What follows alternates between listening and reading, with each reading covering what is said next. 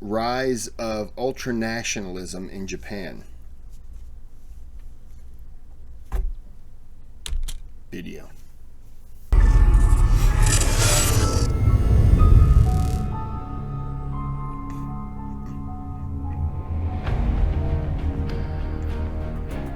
By the start of the 20th century, Japan had turned from a pre-industrialized isolationist state into a modernized regional power, defeating both the Chinese and Russian empires, annexing Korea and Taiwan, and expanding their sphere of influence across East Asia.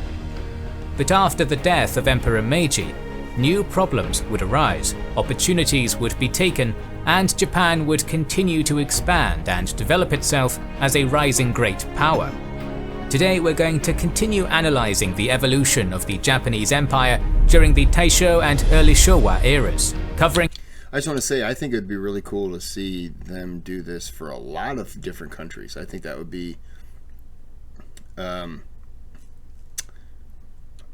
just an impressive history of, you know, certain countries. Nothing in particular. I'm not hinting at the U.S., just anything, because I like this so far. Its role in the Great War, subsequent expansionist developments, and the start of its trajectory towards fascism and the Pacific War. 2021 is coming to an end, and one of the highlights of the year for us was Blinkist, both for being our loyal partner and because it's a platform we've used to learn from dozens of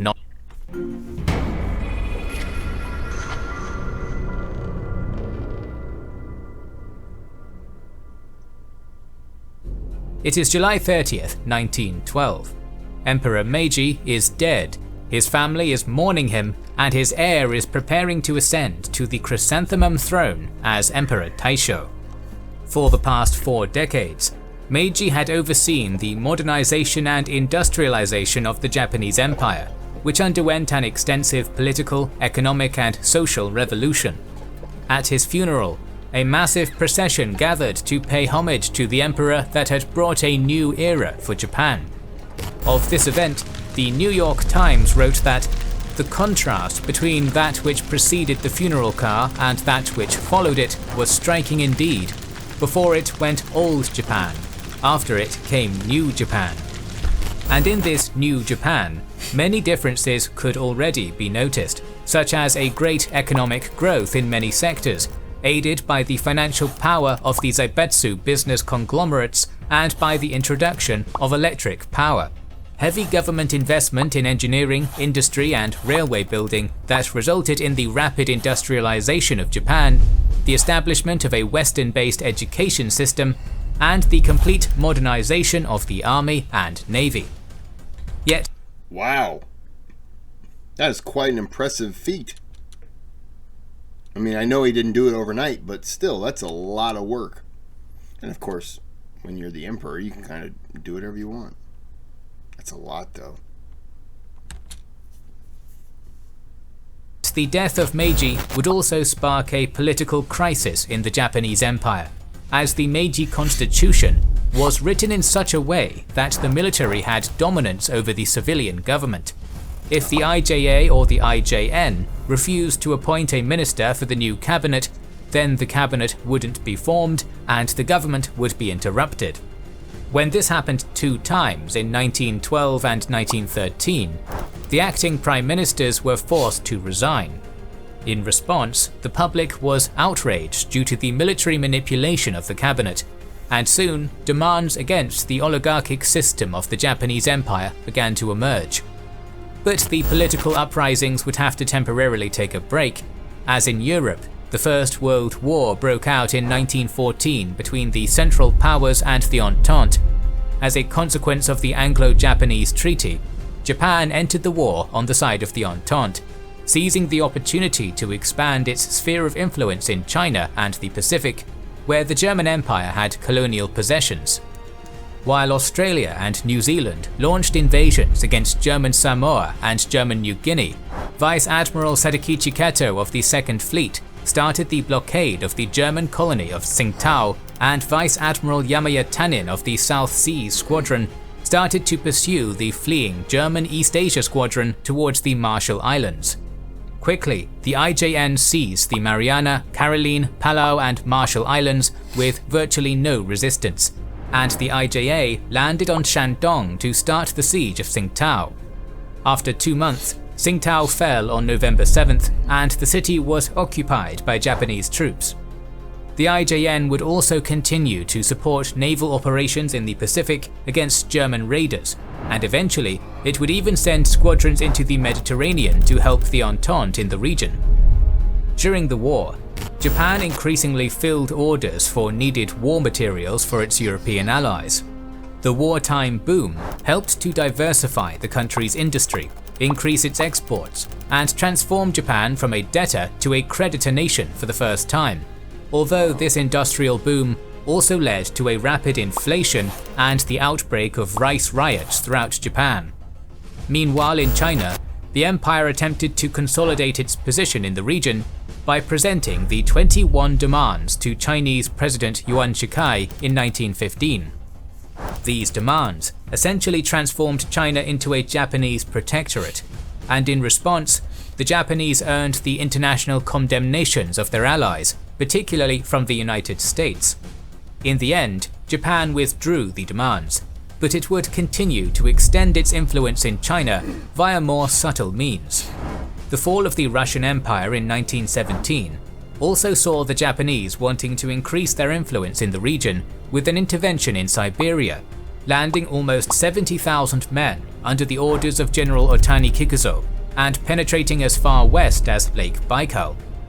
In 1919, as the British and American expeditionary forces withdrew, the Japanese decided to stay for 3 more years, with the objective of creating an anti-Bolshevik buffer state in Siberia, an enterprise that would fail, costing a lot of money for the empire. That same year, Japan's representative Saionji Kinmochi sat alongside the Big Four at the Paris Peace Conference. As a result of the peace treaties, the Japanese Empire gained a permanent seat on the Council of the League of Nations, annexed the German-leased territories in Shandong, and was granted the South Seas Mandate over the Pacific Islands they had occupied.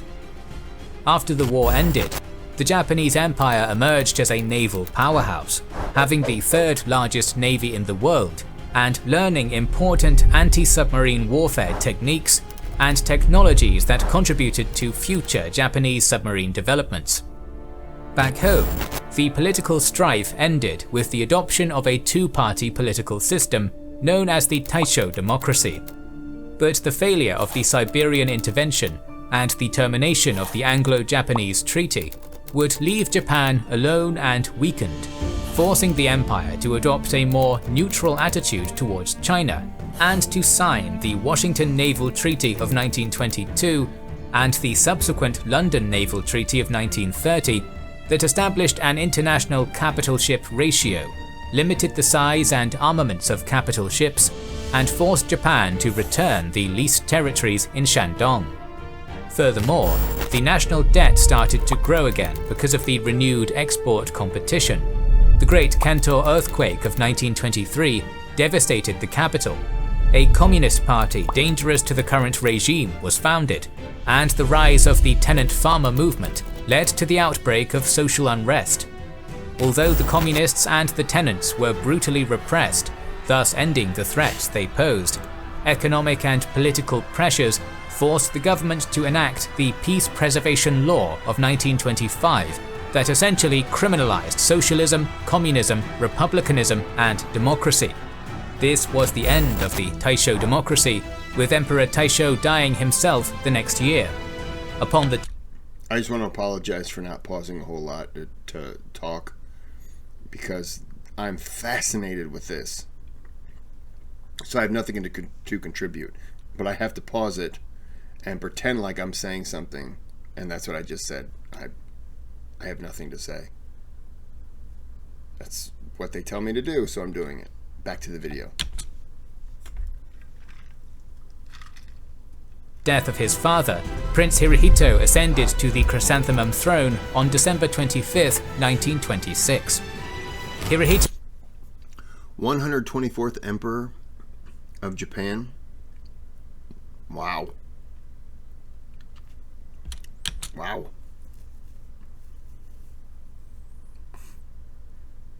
Bushido would have a rough start as emperor, with the outbreak of the Showa financial crisis in the first year of his rule. Many businesses went bankrupt, exports decreased, silk and rice prices plummeted, and unemployment skyrocketed.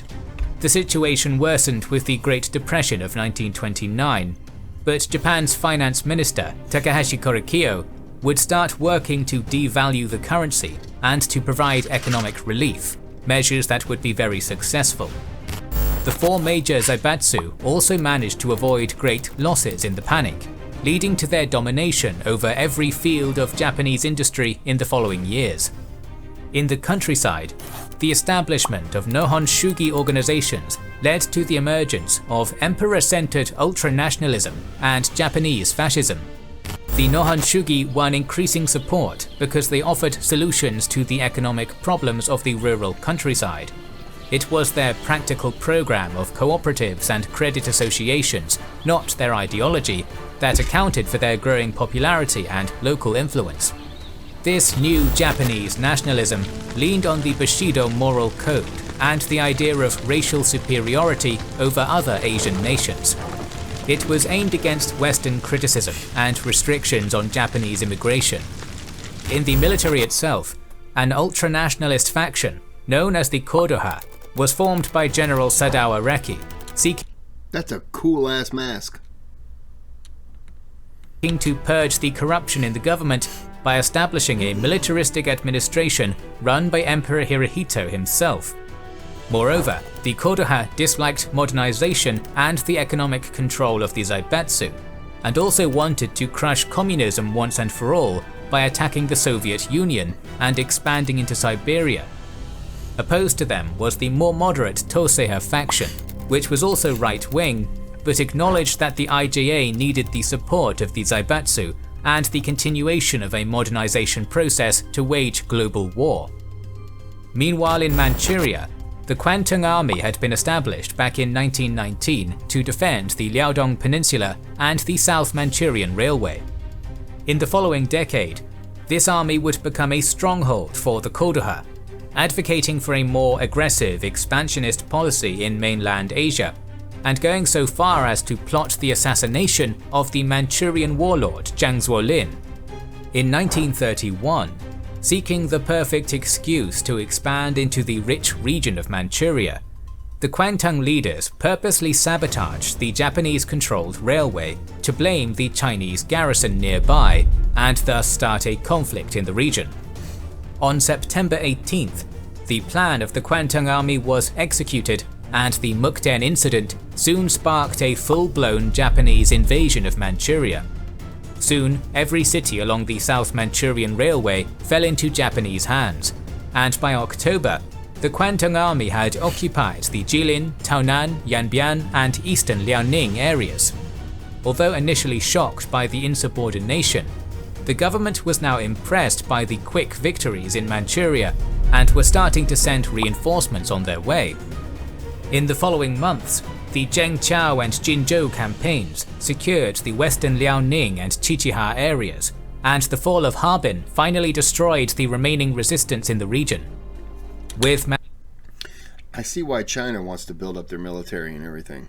And I also see why there are some Chinese people that I've spoken to really don't like the Japanese.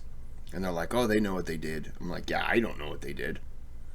And I just want to say this. We dropped 2 atomic bombs on them. And they don't really hate us anymore. In fact, we get along with them pretty well. So just don't hold a grudge. It's easy for somebody who loves to hold grudges. Just makes no sense coming from me. Manchuria. Oh, sorry. My point. I see why China wants to build up a military, because they don't want to ever be just walked over like they were before. So that was why I paused it.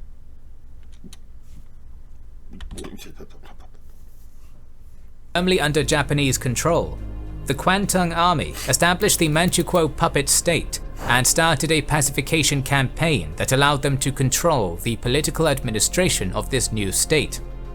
Despite its insubordination, the Kwantung Army would be rewarded for its great success, establishing a new era of Gekukujo inside the IJA.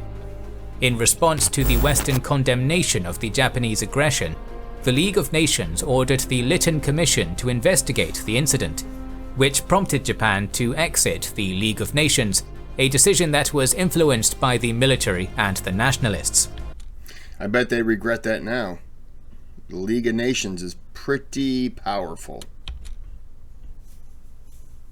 By 1933, Takahashi's policies had managed to bring Japan to an economic recovery. But the next year, the finance minister reduced military spending to avoid inflation, which resulted in a strong negative response from the strong militaristic fascism that was rising in Japan.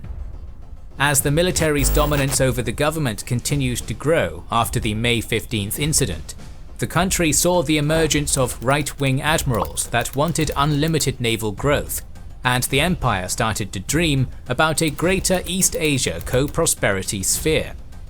From 1933 to 1936, the Japanese would use proxy armies in Inner Mongolia with the objective of creating a Mongolian buffer state next to Manchukuo. The successes in the provinces of Jehol and Chahar allowed for the establishment of the Inner Mongolian Autonomous Government, a Japanese puppet state under the rule of Prince Demchok Dongrab.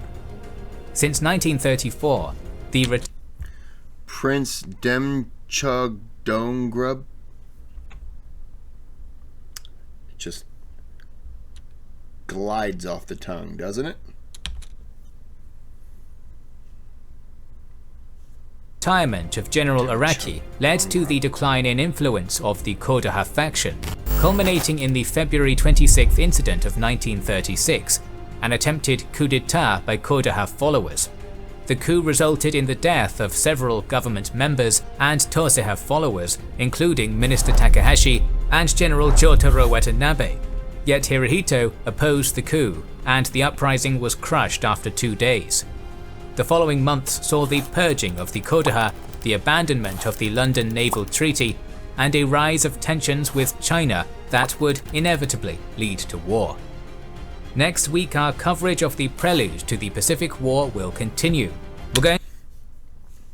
Man, this is a good series. It's just so much.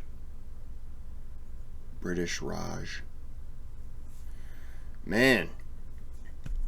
And just to think this was all happening in the 30s. There's just so much. It's a different time for us. We don't have to deal with these colonial type of outlooks, which, I mean, look, we have some places that we don't call them colonies, we call them territories. That's what they are, pretty much. But, hey, this is really good. I really like this series. I'm digging it. I've done episode 50, which was their latest release, and I have to go through all of these before I can release number 50. So that's going to be a long time from now. And I'm even saying it, and I'm just like, none of this makes sense. I feel like I'm missing something. Yeah, you were stupid. So I'm going to end this video here, but I'm going to leave you with some words of wisdom. If you're ever in a boxing match with a pigeon, aim for the chin. And that'll do it.